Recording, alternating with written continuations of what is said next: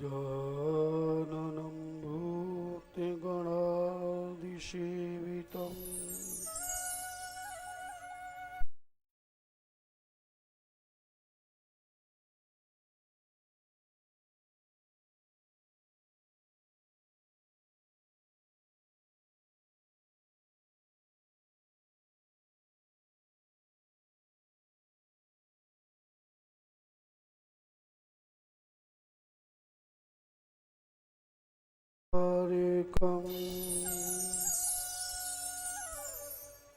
नमः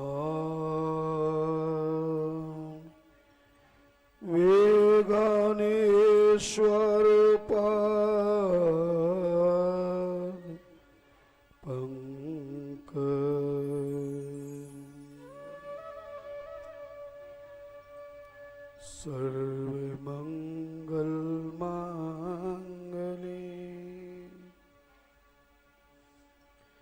शिवे सर्वार्थ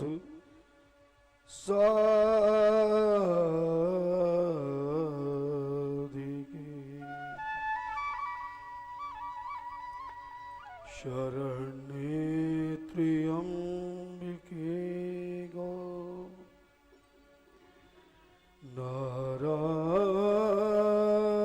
नारायणी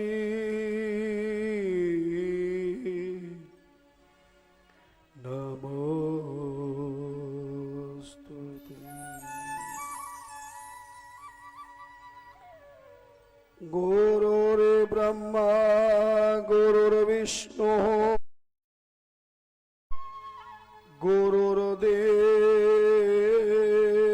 गुरुर्देव महेश्वर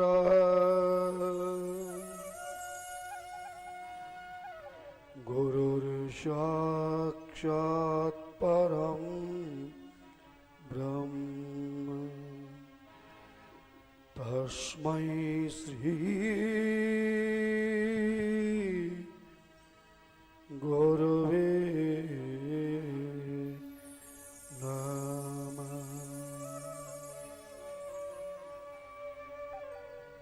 वन्दे देवोमापतिं सूर्यगुरुं वन्दे जगत् कारिणं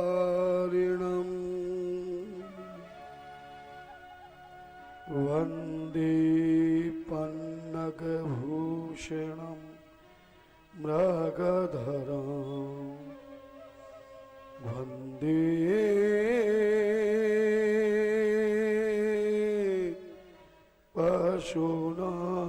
पशूनां पतिं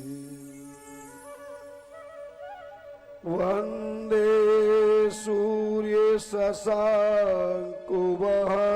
सूर्यशशाङ्कुवहनिनयनं वन्दे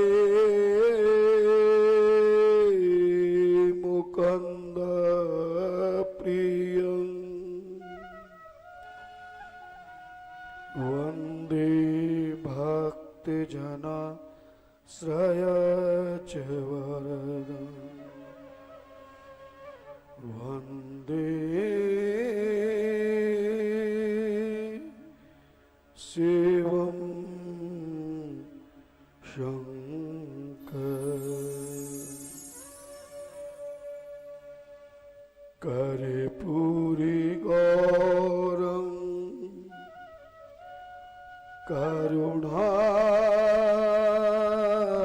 करुणावतारम्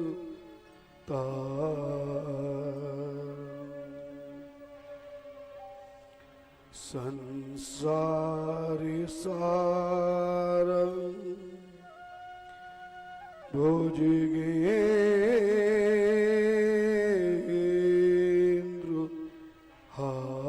भुजगेन्द्रहारम्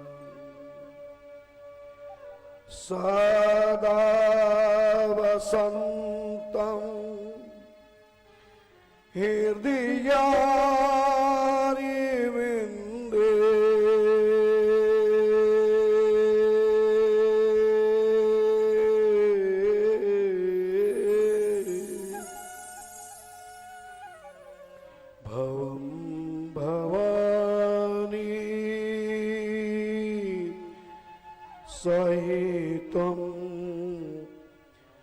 नमः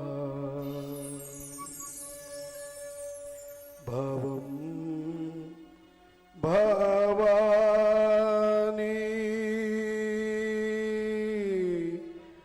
सहितं नमः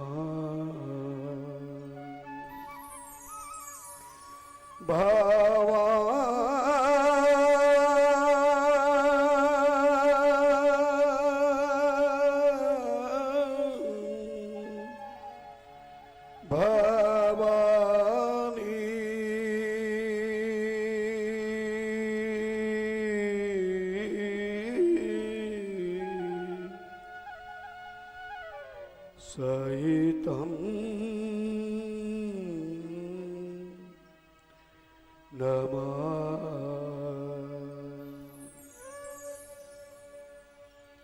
ॐ पूर्णमदः पूर्णमिदं पूर्णात् पूर्णमुदच्यते पूर्णस्य पूर्णमादाय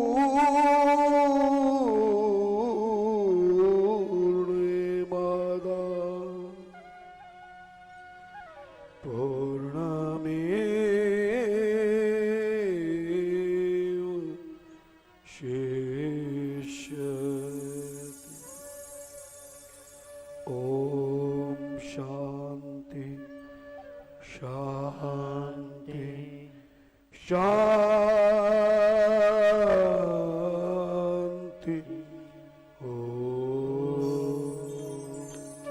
हरिओम हरिओम।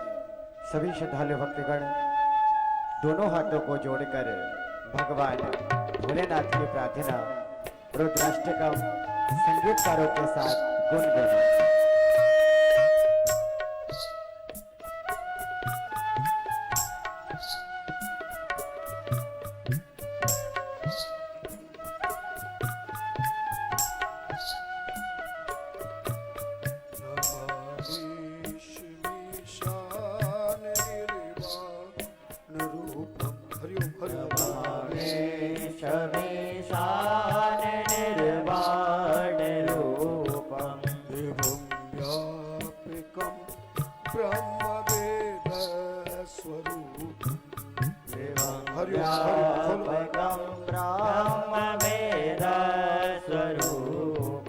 निजं निर्गुणं निर्विकल्पं निरीहं निजं निर्गुणं निर्विकल्पं निरीहं चिदाकाशवासं भजेऽहं चिदाकाशवासं भजेऽहं नमामीश ईशान निर्वाणरूपं एवं व्यापकं ब्रह्मवेदस्वरूपम्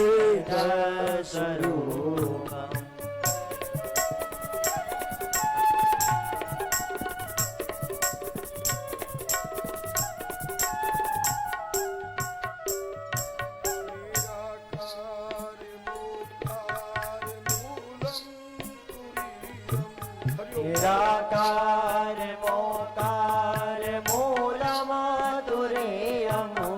गिराज्ञान ज्योतिर्मीशं गिरीशं गिराज्ञान गोतीतमीशमगिरीशम् करालं महाकालिकालं कृपालं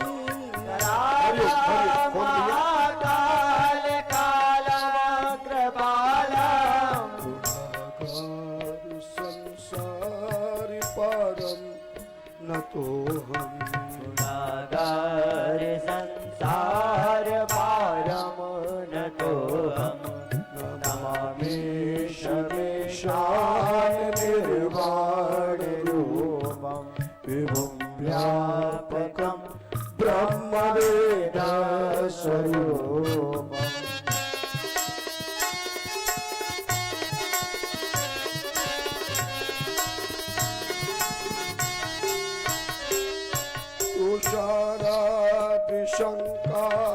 घोरं गंभीरं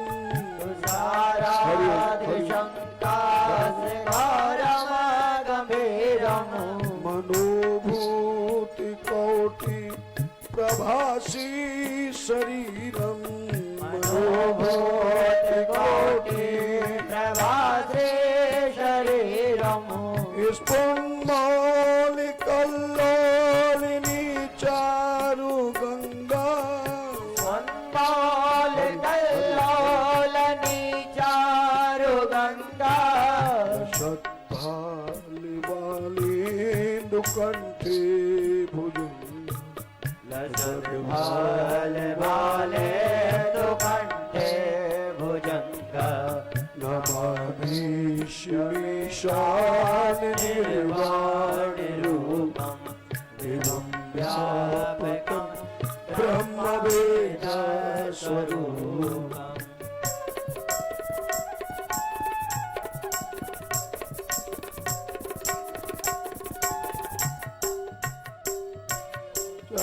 चलत्कुण्डलं भ्रू सुनेत्रं विशालं चलत हरि खोलो ये सबका सभी खोलो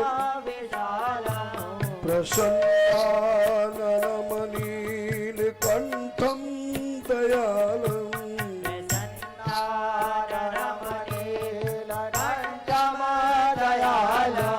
मृगाधीश चर्माम्बरं मोण्डमालं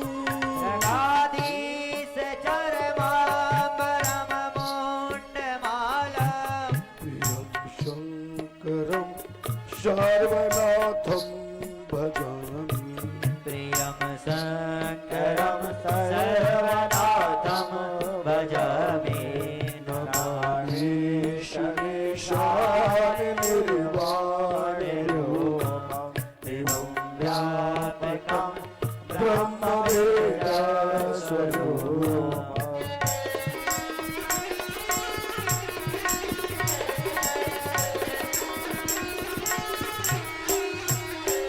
प्रचण्डं प्रकाष्ठं प्रगल्भं परेशं प्रचण्डं प्रकाष्ठं प्रगल्भमपरेशम् अखण्डम् अजं भानुकोटि प्रकाशम् अखण्डम् अजं भानुकोटि प्रकाशम् त्रयशूल निर्मूल नम शूल पाणि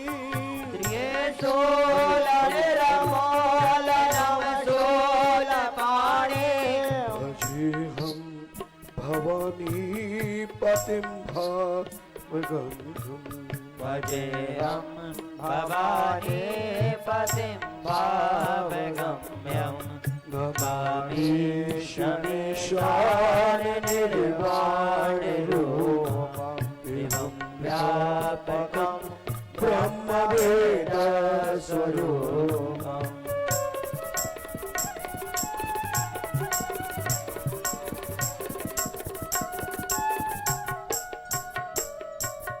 कलातीत कल्याण कल्पान्तकारी कलातीत कल्याण कल्पान्तकारी सदा सच्चिदानन्द दाता पुरारी सदा सच्चिदानन्द दाता पुरारी चिदानन्द संदोह मोहापहारी चिदानन्द संदोह मोहापहारी प्रसीद है प्रभु मन मथारी प्रसीद प्रसीद प्रभो मन मथारी नमामि शमीशान निर्वाणरूपं विभुं व्यापकं ब्रह्मवेदस्वरूपम्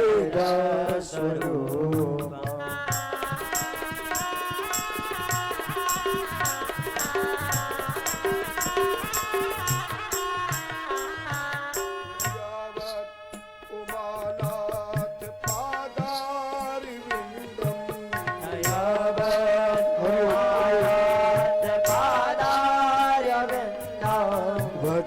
भजन्ति है लोके परेवा नराणा भजन्ति है लोके न तावा सुखम शांति संताप नाशम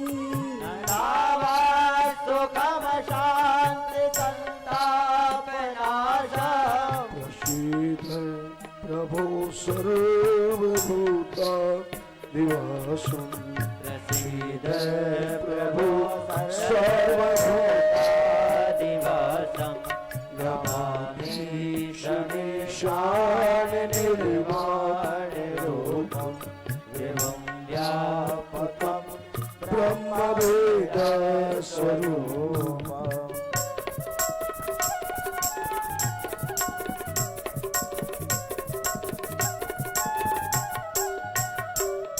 न जानामि योगम जपम नैवि पूजा न जानामि योगम जपमनेव पूजा ततोऽहं सदा सर्वदा सम्भुतोऽभ्यं ततोऽहं सदा जराजन्य दुःखोदितताप्यमानं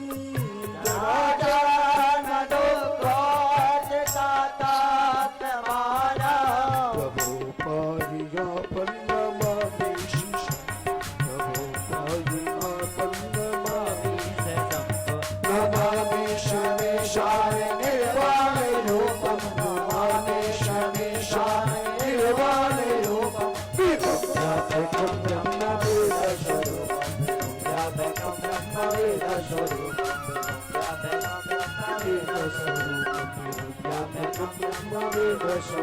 व्यापकं ब्रह्मवेद स्वरूपं व्यापकं ब्रह्मवेद स्वरूपं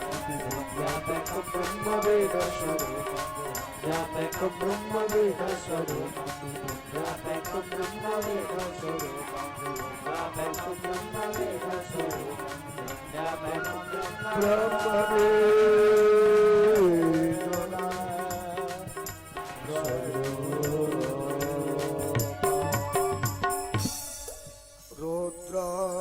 रुद्राष्टकमिदं प्रोक्तं विप्रेण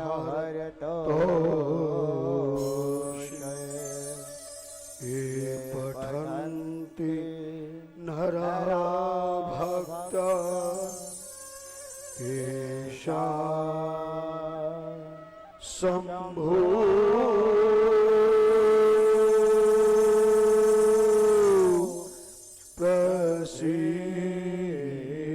प्रसीदति तेषां शम्भो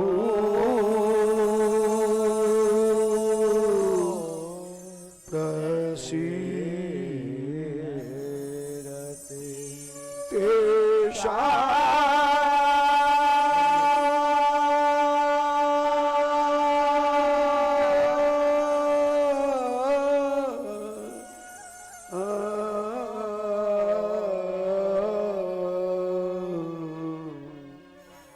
शम्भो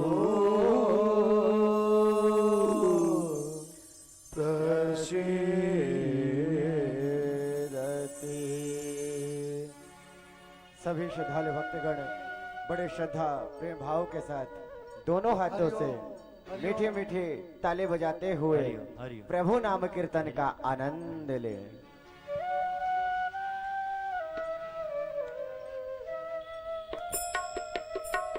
आवाज खोलो भैया हरिओम हरिओम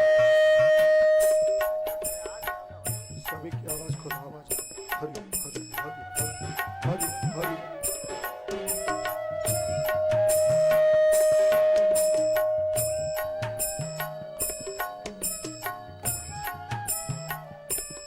संगीत की आवाज खोलो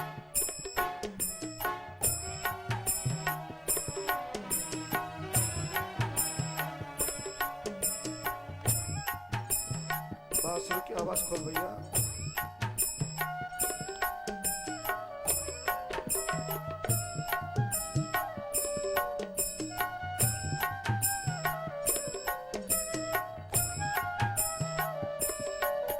गुरुदेव तुम्हारी जय हुई गुरुदेव तुम्हारी जय होवे महादेव तुम्हारी जय हुई महादेव तुम्हारी जय होवे गुरुदेव तुम्हारी जय होवे गुरुदेव तुम्हारी जय होवे महादेव तुम्हारी जय होवे महादेव तुम्हारी जय होवे गुरुदेव तुम्हारी जय होवे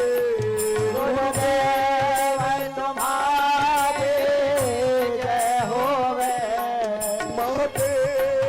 महादेव तुम्हारी जय होवे महादेव तुम्हारी जय होवे भोलेनाथ तुम्हारी जय होवे भोलेनाथ तुम्हारी जय होवे दीनानाथ तुम्हारी जय होवे दीननाथ तुम्हारी जय होवे विश्वनाथ तुम्हारी जय होवे विश्वनाथ तुम्हारी जय होवे गोरनाथ तुम्हारी जय होवे गौरीनाथ तुम्हारी जय होवे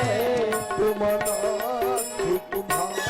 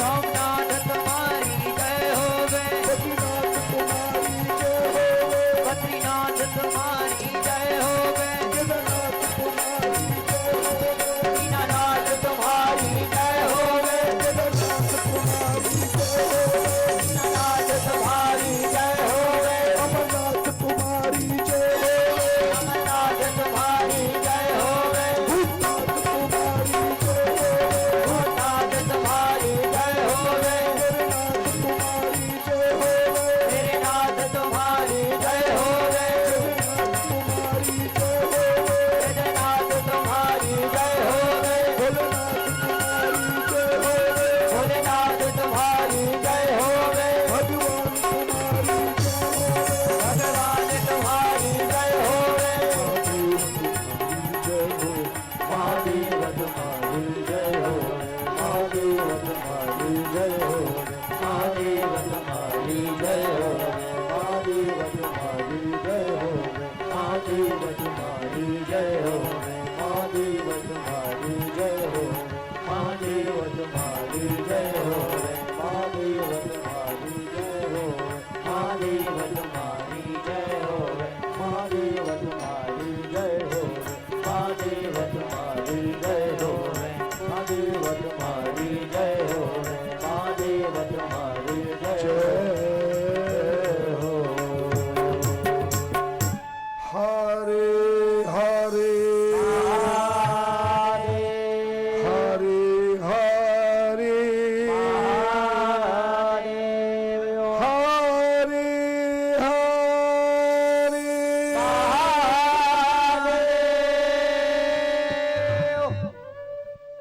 हरे गुणनापार कथारो अगणित मैं निज मति अनुसार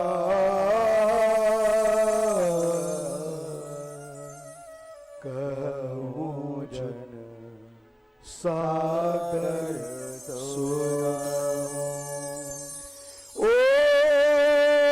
ओम नमः शिवाय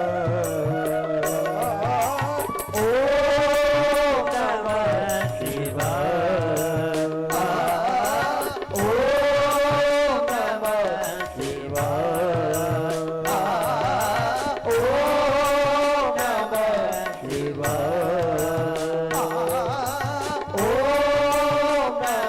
शिवाय ओम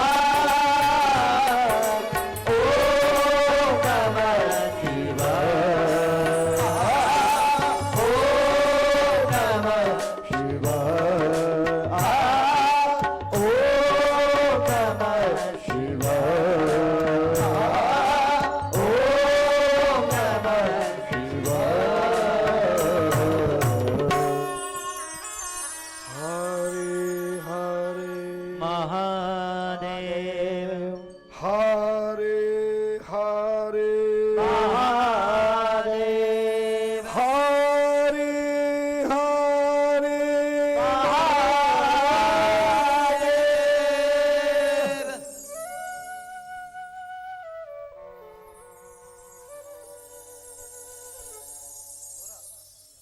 अखंड कोटि ब्रह्मांड नायक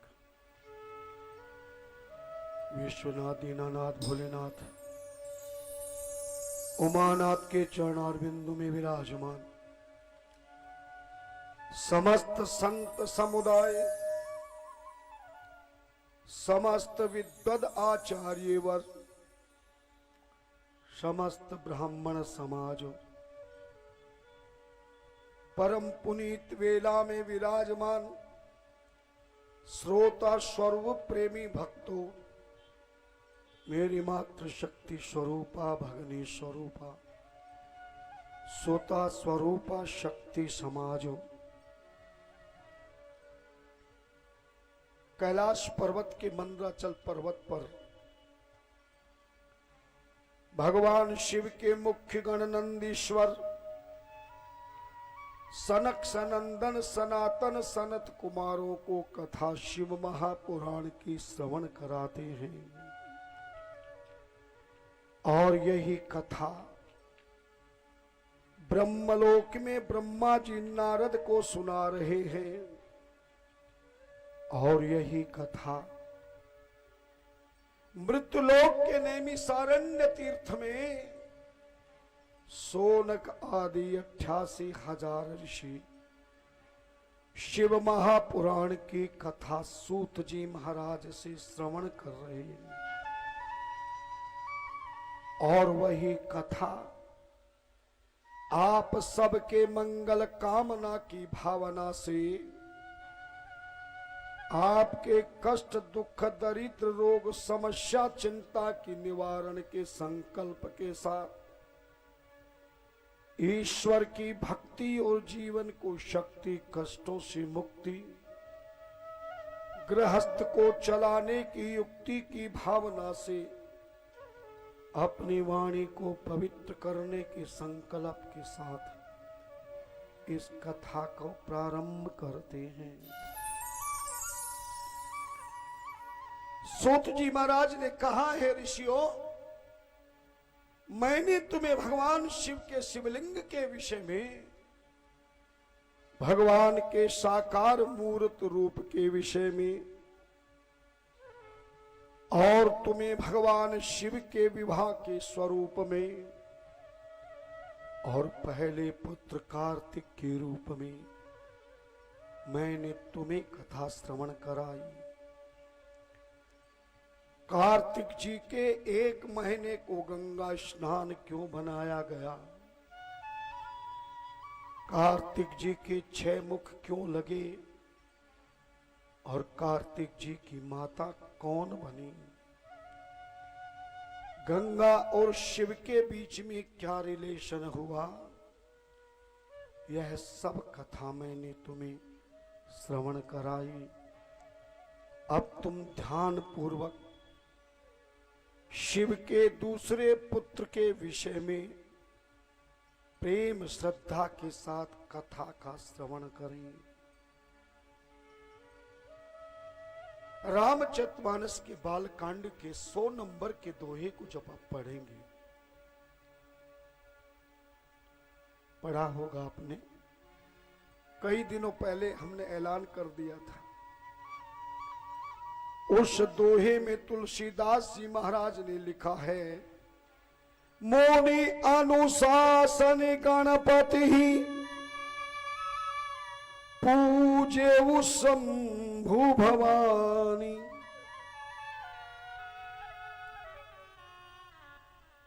शिव और पार्वती के जब फेरे हुए, विवाह संस्कार हुआ, तो ब्रह्मा आदि समस्त देवी मुनियों ने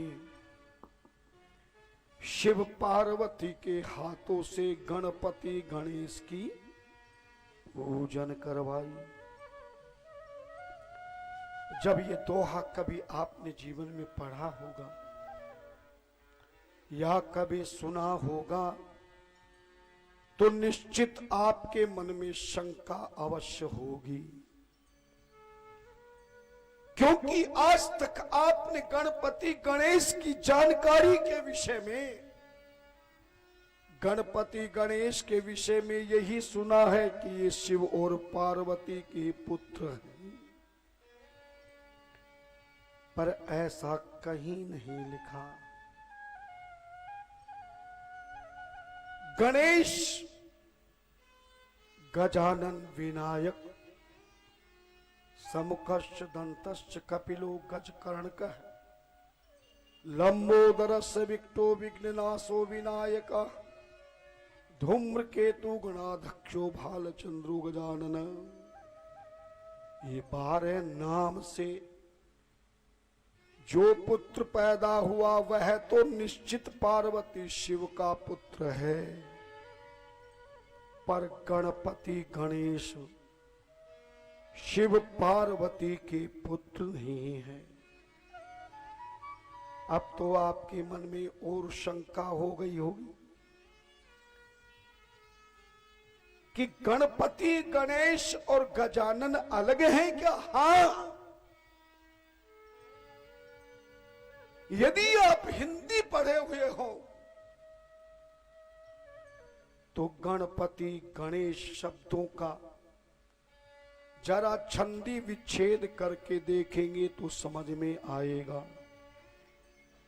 गणेश और गणपति में क्या भिन्नता है। गणपति गणेश कौन है और गजानन विनायक लंबोदर विकटनाशो कौन है। गणपति शब्द का अर्थ होता है गण धनपति इज इक्वल टू गणपति। गण धन ईश बराबर गणेश, सीधी सीधी भाषा में है। जो गणों का पति है, जो गणों का मालिक है, जो गणों का स्वामी है, उसे गणपति कहते हैं। गण धन ईश बराबर गणेश, जो गणों का ईश्वर है, जो गणों का मालिक है, जो गणों का भगवान है, उसे गणेश कहते हैं।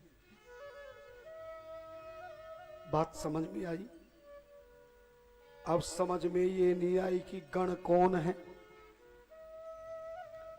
तुम्हें तो पहले क्लास की तरह, मुझे प्ले क्लास की तरह आपको समझाना पड़ता है। और 30 साल से जहां भी कथा की साधारण श्रोताओं में की या विद्वान श्रोताओं में की, शंकराचार्य महामल्लेश्वर बड़े बड़े विद्वान काशी मथुरा वृंदावन अयोध्या त्रिवेणी के समस्त विद्वानों का मुझे बहुत आशीर्वाद मिला है। गण किसे कहते हैं? शास्त्र कहता है गण शब्द समुष्य वाचक है परिकीर्तिता। एक समाज के समूह को गण कहते हैं। एक समूह के समाज को गण कहते हैं। और इस गण का अंग्रेजी में अनुवाद अगर करें तो इसे पार्टी कहते हैं। जैसे भारतीय जनता पार्टी, कांग्रेस पार्टी, लोक दल पार्टी, जनता पार्टी है ना। अर्थात किसी एक जैसे विचारधाराओं के जन समूह को क्या कहते हैं? गण कहते। जोर से बोलो, गण। आज 8वां दिन चल रहा है। मेरी आवाज तुम्हारे इस पूरे गुना शहर में गूंज रही है और तुम्हारी आवाज हमारे पंडाल तक नहीं आ रही। क्या सत्संग में तुम्हें बोलना नहीं सिखाया क्या? सृष्टि की जब रचना हुई तो परमात्मा ने जन समूह के 3 गण बनाए। कितने गण बनाए? 3। जोर से बोलो, 3। पहला देवगण, दूसरा राक्षस गण और तीसरा मनुष्य गण। ध्यान देना, किसी ज्योतिषाचार्य को जब आप अपनी बेटी की सगाई, बेटी या बेटे की सगाई किसी से करने के लिए तैयार होते हैं, तब आप उस होने वाली बहू और बेटे के जन्म पत्र की मैचिंग कराते हैं, मिलान कराते हैं ना। तब उस अष्ट गुण में, अष्टकूट गुण में से एक गुण, ये 3 प्रकार के गण भी मिलाए जाते हैं। देवगण, राक्षस गण और मनुष्य गण। देवगण की कन्या हो तो देवगण ही पुरुष के साथ विवाह करने पर विचार मिलेंगे ही। देवगण के साथ में मनुष्यों के गण का भी विचार मिल जाएगा, पर एक गण मनुष्य का हो, दूसरा गण राक्षस का हो, तो ऐसा मैचिंग ठीक नहीं होगा। इसी प्रकार अष्टगुण है मिलाए जाते हैं ज्योतिष में, उन्हीं में से गण है। तो 3 प्रकार के गण परमात्मा ने प्रकट किए थे, देवगण, मनुष्य गण और राक्षस गण। इन 3 गणों को जब प्रकट किया परमात्मा ने, ब्रह्मा जी ने, तब विचार हुआ कि इन 3 गणों को अपने कंट्रोल में चलाने के लिए कौन होगा। किसी भी देश को, किसी भी नगर को, किसी भी मोहल्ले को चलाने के लिए एक विशेष व्यक्ति की आवश्यकता होती है। आपके वार्ड को चलाने के लिए भी वार्ड सदस्य चुना जाता है, पूरे नगर को चलाने के लिए चेयरमैन चुना जाता है, पूरी तहसील को चलाने के लिए एसडीएम की आवश्यकता होती है, और पूरे जिले को चलाने के लिए डीएम की आवश्यकता होती है। पूरे राज्य को चलाने के लिए मुख्यमंत्री की आवश्यकता होती है, पूरे राज्यों को चलाने के लिए महाराज प्रधानमंत्री की आवश्यकता होती है, और पूरे देश को चलाने के लिए किसकी आवश्यकता होती है?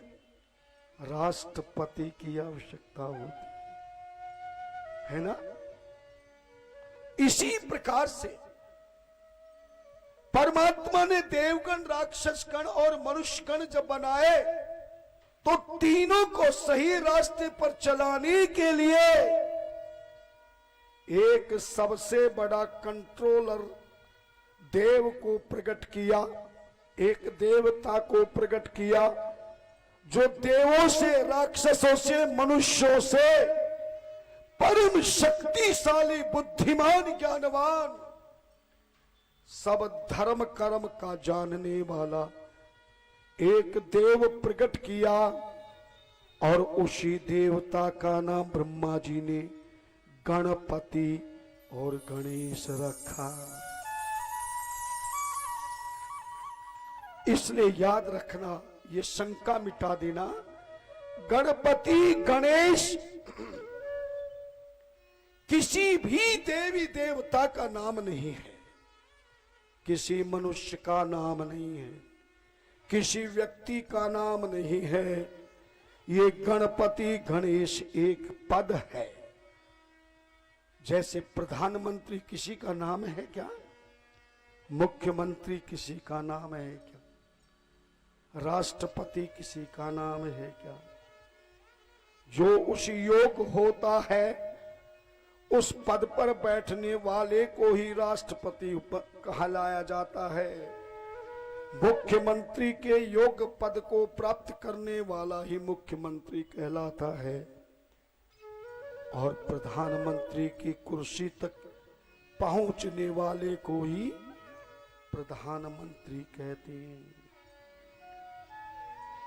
बात समझ में आ गई कि गणपति, गणेश एक देवता का नाम है। वो ऐसा देवता जिसकी कभी मृत्यु नहीं होगी। उस देवता को अमृत पीने की आवश्यकता नहीं होगी। वो पूर्ण ब्रह्म परमेश्वर का पूर्ण शक्तिमान ऐसा देव होगा जिसके हाथ में देवगण, मनुष्य गण और राक्षस गणों की चलाने की, त्रिलोकी की स्थिति को सही रूप से बनाने की परम शक्ति प्राप्त होगी। त्रिलोकी को चलाने वाले, तीनों गणों को अपने इशारे से चलाने वाले देवता का नाम क्या रखा? जोर से बोलो। गणपति और गणेश। और इस बात का विश्वास नहीं है तो कभी भी उस गणेश की पूजा कराने वाले आचार्य जी एक सुपारी पर कलावा लपेटकर, दुर्वांकुर लगाकर कलावा लपेटकर तुम्हारी पूजा की चौकी पर रखते हैं। कभी भी देखना कि वो हाथी वाले सिर की पूजा नहीं करते हैं। हाथी वाले गणेश की पूजा भाद्र मास के शुक्ल पक्ष की चतुर्थी से लेकर पूर्णमासी तक विधिवत मूर्तियां बना बना के पूजन होती है। हाथी वाले गणेश की पूजा दिवाली के दिन लक्ष्मी के साथ में होती है, पर कभी भी किसी भी समय गणपति गणेश की पूजा हाथी वाले गणेश की पूजा नहीं होती। यजुर्वेद के उस मंत्र को भी बोला जाता है जो तीनों गणों का मालिक है। गणनान्त्वा गणपति गुं हवामहे प्रियेणान्त्वा प्रियपति गुं हवामहे निधीनान्त्वा निधिपति गुं हवामहे। गणनान्त्वा गणपति गुं हवामहे, जो गणों के मालिक है, हम उस गणपति की पूजा करते हैं। इसलिए गणेश की पूजा हाथी के सिर वाली मूर्ति को नहीं अपितु पिंड के रूप में की जाती है। ध्यान देना। और जब इसकी पूजन हो जाती है तब आचार्य वर यजमान को याद दिलाते हैं कि वही गणपति गणेश पार्वती का पुत्र बन करके गजानन बन गया है। तब प्रार्थना में कहते गजाननं भूते गणाधिसेवितं कपित्थजम्बो फलचारुभक्षणम् उमासुतं शोक विनाशकारकम्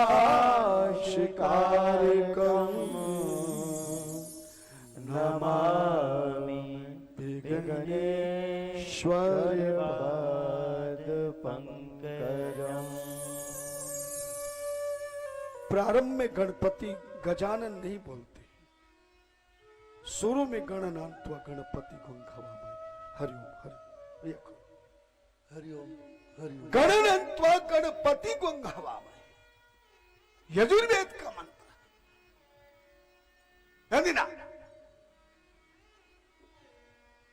प्रारंभ में उसी गणपति गणेश की पूजा करती हैं जो तीनों समूहों का मालिक है। बाद में कहते हैं कि यही गणपति गणेश मां पार्वती की तपस्या करते करते यही पुत्र बनकर के आया। और क्या नाम हुआ? गजाननं भूत गणाधिसेवितं कपित्थजम्बो फलचारुभक्षणम् उमासुतं शोक विनाशकारकम्।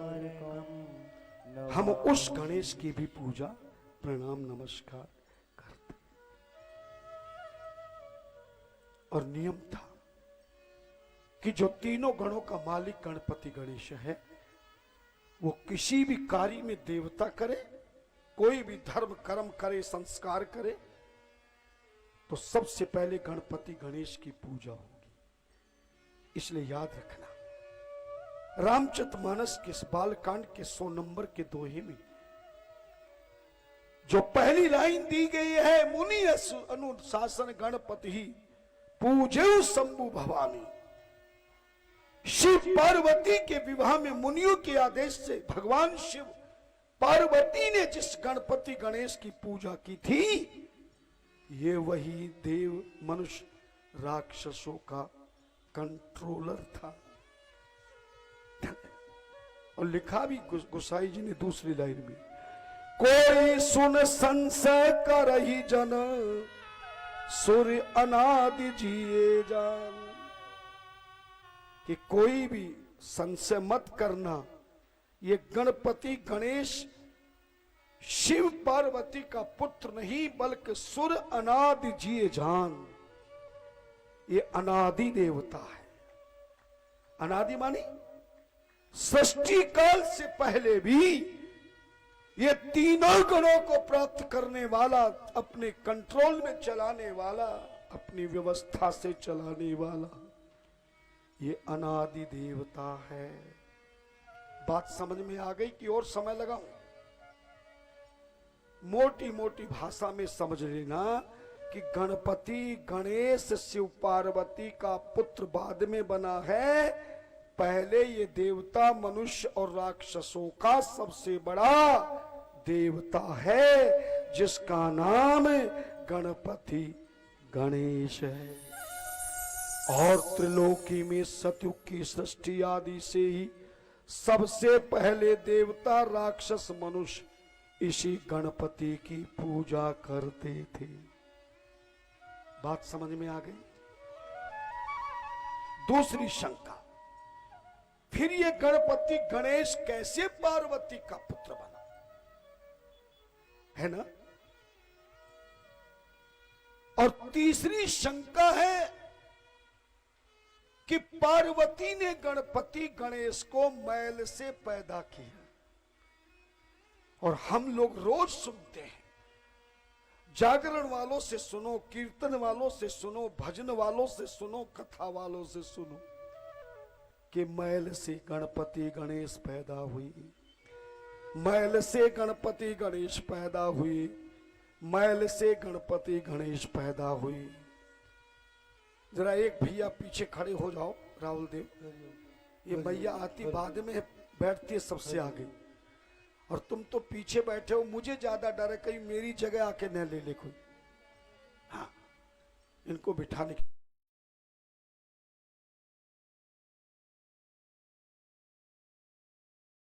देव हारे हारे महादेव हारे हारे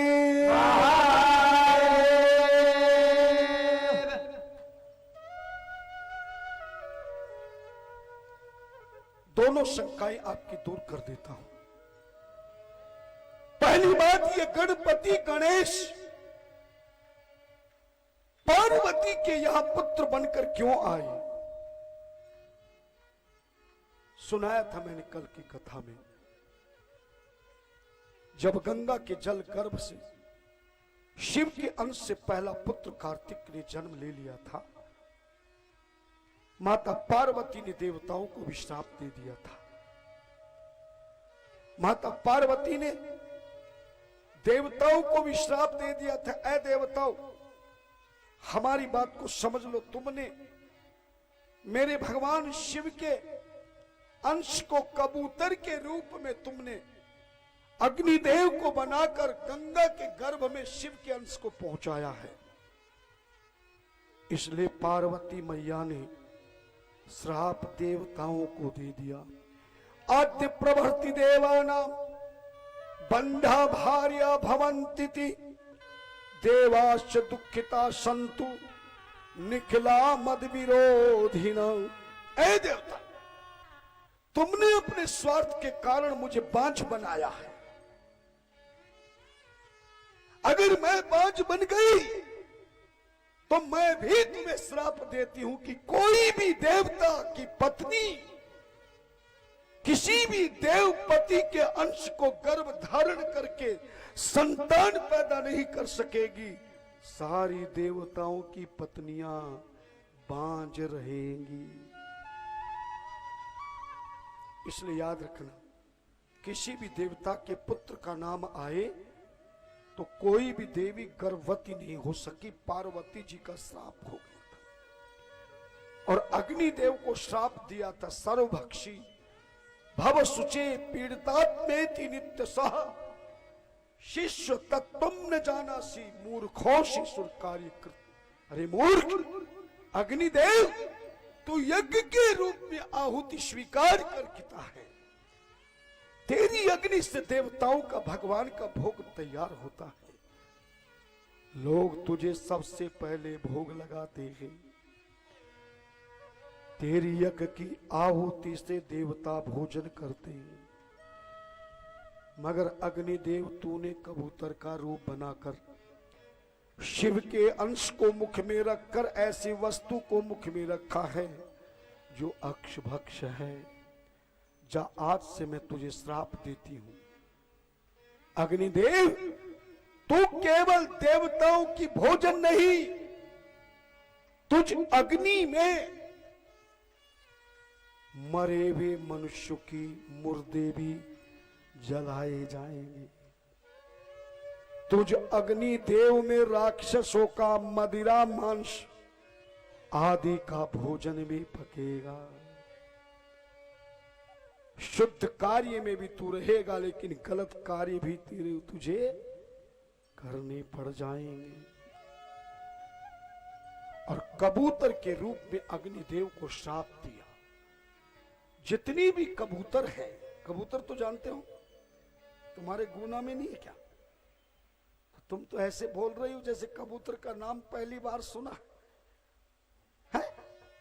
अब मैं जादूगर तो हूं नहीं, वरना तो जादू सीख लेता तो कबूतर भी प्रकट करके दिखा दे। है? ये कबूतर अग्निदेव का रूप है। किसका रूप है? याद रखोगे कि भूल जाओगे? आज के बाद कोई भी कहे कि कबूतर किस देवता का रूप है? अग्निदेव। अग्निदेव का। इसीलिए कबूतर को हम दाना डालते हैं, पुण्य माना जाता है। मगर इस कबूतर को पार्वती का श्राप है कि जिसके घर में भी कबूतर अपना घर बना लेगा, जिस फैक्ट्री में कबूतर अपना घर बना लेगा, जिस कार्यालय में कबूतर अपना घर बना लेगा, और जिस दुकान में कबूतर अपना घर बना लेगा, कबूतर का घर का मतलब घोंसला, जिस जगह भी बन जाएगा उस स्थान पर रहने वाला मानव जाति हमेशा हमेशा के लिए बर्बाद हो जाए। इसलिए कभी भी कबूतर को कोई भी पालन नहीं करता है। सनातन धर्म के लोग तो जो इस बात को जानते हैं, मानते हैं, पहचानते हैं, वो कभी भी अपने घर में कबूतर के घोंसला नहीं बनने देते। यद्यपि वरदान दिया गया कि जो कबूतर को दाना खिलाएगा, पानी पिलाएगा, अग्निदेव की उस पर कृपा रहेगी। और जिस ग्रस्त में अग्निदेव की कृपा हो जाएगी, उसके घर में पति और पत्नी, परिवार सब आनंद ही आनंद के सार में पहुंच जाएंगे और उनका बेड़ा पार हो जाएगा। क्यों? क्योंकि कोई भी गृहस्थ का घर अगर बनाती है तो अग्निदेव बनाता है। सच बताओ, दहेज 1 करोड़ का दे दिया हो, पति पत्नी वरमाला भी डाल दी हो, पर जब तक अग्नि के 7 फेरे न हो जाए, सो शास्त्र के अनुसार, वैसे तो भाग के कोई लव मैरिज कर ले तो हम क्या करें? हमारे शास्त्रों में कहीं ऐसा नहीं है। धनिना सनातन धर्म के हिंदू रीति रिवाज के अनुसार लड़की वाला कितनी बारात का सत्कार कर दे, कितना प्यार कर दे, कितना संसार कर दे, लेकिन विवाह संपन्न कब होता है? जब अग्नि के 7 फेरे होते हैं। और तुम्हें तो यह भी मालूम नहीं होगा कि अग्नि के 7 फेरे होते हैं कि ज्यादा होते, कम होते हैं। लेकिन विवाह पद्धति के अनुसार, शास्त्र के अनुसार, अग्नि की 7 परिक्रमाओं में प्रमुख 4 परिक्रमाओं को ही शास्त्र का विधान बताया है, विवाह पद्धति का प्रधान कर्म बताया है, विवाह का परम प्रधान धर्म बताया है। कितनी परिक्रमा को? जोर से बोलो। 7 तो होती है, लेकिन 4 इसमें प्रमुख हैं। और इसलिए प्रमुख है, हमारे आचार्य विद्वान बैठे हैं, ये तो कर्मकांड कराते, और भी विद्वान बैठे होंगे। विवाह पद्धति को पढ़कर देखना, शुरू के 4 परिक्रमा जो अग्निदेव की लगाते हैं, विवाह पद्धति में केवल 4 परिक्रमा के ही मंत्र दिए हैं। बाकी आखिरी 3 परिक्रमा में तो केवल मंगलाचरण बोला जाता है। लेकिन 4 परिक्रमा के समय में आचार्य जी परिक्रमा कराने से पहले पहले फेरे से लेकर 4 फेरों तक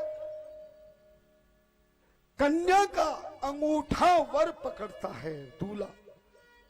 पहली बार हाथ मिलाने का मौका मिलता है पति पत्नी को, वो भी ब्राह्मण के कृपा से। फिर मंत्र बोला जाता है, और जब परिक्रमा की जाती है तो उस कन्या का जिसका विवाह हो रहा होता है, दुल्हन को एक पत्थर नीचे रखकर उसका पांव लगाया जाता है ना।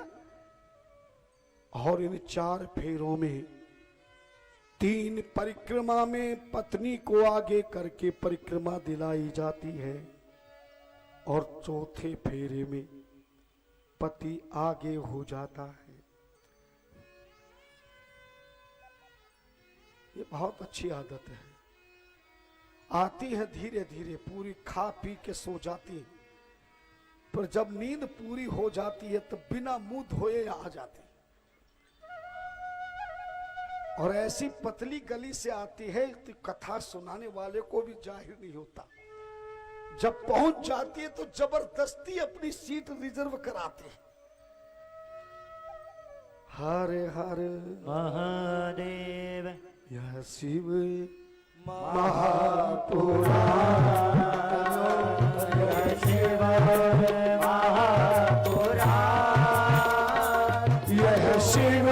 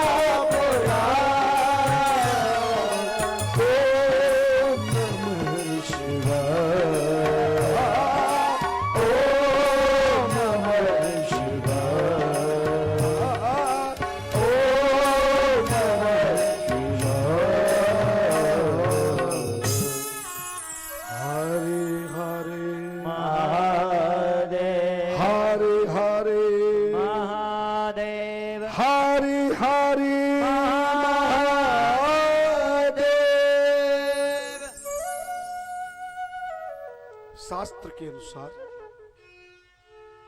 4 परिक्रमाओं में 3 परिक्रमा पहले दुल्हन देती है, पत्नी पति से आगे होती है। और परिक्रमा देते समय हर परिक्रमा में एक जमीन पर रखे हुए पत्थर को पांव लगाया जाता है। अगर आपसे मैं प्रश्न कर लूं कि फेरों में ये दुल्हन को पांव में पत्थर क्यों लगाया जाता है, और 3 ही परिक्रमा में आगे पत्नी रहती है, और 4थी परिक्रमा से फिर पति हमेशा हमेशा के लिए आगे हो जाता है। कितने लोग जानते हैं कि 3 फेरों में पत्नी को आगे क्यों किया जाता है, और 4थे फेरे में पति क्यों आगे होता है? और 4 ही फेरे विवाह पद्धति ने श्लोकों से मंत्रों से क्यों दिए गए, बाकी के आखिरी 3 फेरे मंगलाचरण से क्यों कराए गए? धन्यवाद। किसी भी गृहस्थ को प्रवेश करने के बाद, पति और पत्नी का जोड़ा बनने के बाद इस गृहस्थ जीवन में 4 चीजों की आवश्यकता होती है प्रत्येक गृहस्थी को। पहला अर्थ, दूसरा धर्म, तीसरा काम और चौथा मोक्ष। ये 4 पदार्थ धर्म के, ये धर्म के 4 पदार्थ हैं जो प्रत्येक गृहस्थी के लिए कंपलसरी है। अर्थ में होगा, अर्थ का अर्थ है इस भूमि पर रहते हुए मानव जीवन के निवास के लिए, विकास के लिए और ईश्वर के पास के लिए, मानव जीवन को खास बनाने के लिए हमें इस पृथ्वी पर जितनी सुविधा एक गृहस्थी को होनी चाहिए, वह सुविधा अर्थ के द्वारा ही प्राप्त होगी। मकान बनेगा तो अर्थ से, भोजन बनेगा तो अर्थ से, संसार का काम होगा तो अर्थ से, और धर्म का काम होगा तो अर्थ से। बिना अर्थ के संसार का हर काम निरर्थक है, फल देने वाला नहीं। आचार्य जी भी जब पूजन प्रारंभ कराएंगे और तुम्हारे शरीर को पवित्र कर देंगे तो पूजन बाद में कराते हैं, पहले संकल्प देकर बोलेंगे थोड़ा इसमें अर्थ रख ले। याद रखना, अर्थ के बिना सब निरर्थक है। दूसरा है धर्म। धन तो खूब हो गया, बंगले भी बन गए, गाड़ी आ गई, सारे सुख समाधान हो गया, लेकिन जीवन में धर्म कर्म नहीं किया तो बिना धर्म कर्म के ये गृहस्थ जीवन का घर नहीं कहलाएगा। चाणक्य जी ने बहुत सुंदर बात लिखी है, न विप्रपादोदकम कर्दमानि, न विप्रपादोदकम कर्दमानि, न वेद शास्त्र वरस्तानि, स्वः स्वधा वरस्तानि, समशान तुल्यानि ग्रहाणि तानि। जिस गृहस्थ के घर में न विप्रपादोदकम कर्दमानि, आज तक किसी गृहस्थ के घर में किसी ब्राह्मण के संत के चरण नहीं लगे, और जिस गृहस्थ ने ब्राह्मण संत के चरण अपने घर में नहीं धोए, वेद शास्त्र वरस्तानि, जहां वेद शास्त्रों के मंत्रों का उच्चारण नहीं हुआ। और वेद शास्त्र का मंत्रों का उच्चारण ब्राह्मण कब करेगा? जब सत्यनारायण कथा कराओगे, जब यज्ञ कराओगे, जब पूजा पाठ कराओगे, धर्म कर्म कराओगे, तभी तो मंत्र बोलेगा, जबरदस्ती आके बोलेगा। जिस परिवार में न विप्रपादोदकम कर्दमानि, जहां ब्राह्मणों के चरण न धोए गए हो, जहां वेद मंत्र उच्चारण ब्राह्मण के द्वारा न कराकर कोई धर्म कर्म किया हो, और स्वाहा स्वधा वरस्तानि, स्वाहा किसको कहते हैं बताया था मैंने, किस कर्म में स्वाहा बोला जाता है? यज्ञ हवन में। और यह भी बताया था कि स्वाहा क्यों बोला जाता है। कितने लोगों को याद है? क्या बात है? स्वाहा यज्ञ अग्निदेव की पत्नी का नाम है, और अग्निदेव ने विवाह के समय में आशीर्वाद दिया था। कोई कितना मंत्र बोले, कितनी सामग्री डाले, पर मैं उसी की सामग्री को स्वीकार करूंगा जो मेरी पत्नी का नाम बोल करके ही आहुति देगा। और इतना भी वरदान दिया था कि बिना आहुति के भी यज्ञ मंडप में बैठा हुआ धर्म कर्म करने वाला व्यक्ति, स्त्री हो या पुरुष, संत हो या महात्मा, ब्राह्मण हो या पुजारी, बिना सामग्री डाले भी यजमान के साथ में स्वाहा शब्द बोल देता है तो बिना सामग्री की यज्ञ करने का फल उस भक्त को प्राप्त हो जाता है। याद है या नहीं? भूल गए? दोबारा नहीं बताओ, एक एक चीज का रहस्य बताओ।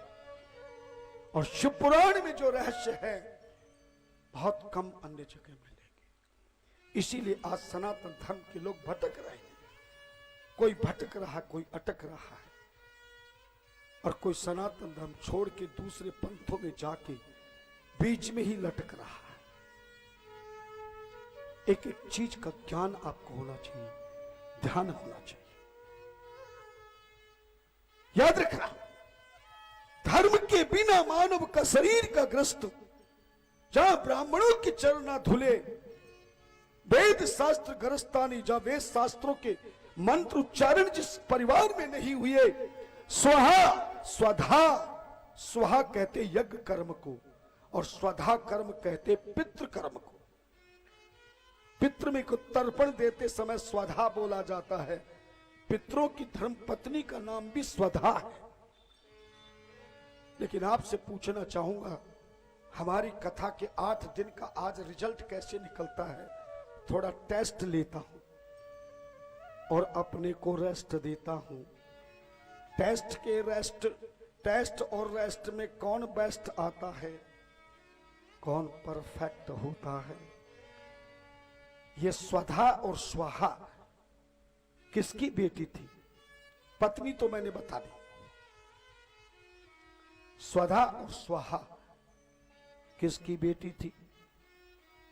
राम राम राम। अब दोबारा नहीं आऊंगा गुना में।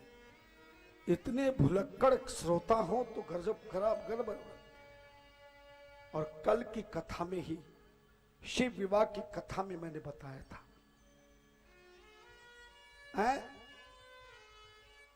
जरा वहां की आवाज यहां तक पहुंचा दीजिए। क्या बात है, ताली बजा के स्वागत कीजिए। धन्य हो, तुम्हारी लाज बचा दी। मैंने सुनाया था महाराजा दक्ष ने 60 बेटियों को जन्म दिया था कनखल में, प्रजापति बनने के बाद, जिसमें 13 बेटियों का विवाह धर्मराज के साथ में किया था। और धर्मराज किसका बेटा है? बस, पर तुम्हारा दोष नहीं, हमने बताया। याद रखना, जिसको आप यमराज कहते हैं, धर्मराज कहते हैं, ये दोनों ही नाम अलग है, कर्म अलग है, धर्म अलग है, मर्म अलग है, लेकिन व्यक्ति देवता एक ही है। वही यमराज है, वही धर्मराज है। पापियों को दंड देने के लिए जब अपना रूप बदलता है तो यम का रूप बन जाता है। और किसी धर्मात्माओं को स्वर्ग पहुंचाने पर संस्कार करने के लिए रूप है, तो यही यमराज धर्मराज कहलाता है। जैसे पुलिस का एक इंस्पेक्टर, पुलिस का थानेदार, कोई धर्मात्मा व्यक्ति उसके पास जाए, है ना, तो वह कितना सुंदरता से बैठकर सम्मान करता है। मगर वही इंस्पेक्टर, दरोगा, थानेदार जब किसी गलत आदमी को पकड़ता है तो उसके हाथ में ऐसा होता है डंडा, एक आवाज में ही कर देता है ठंडा।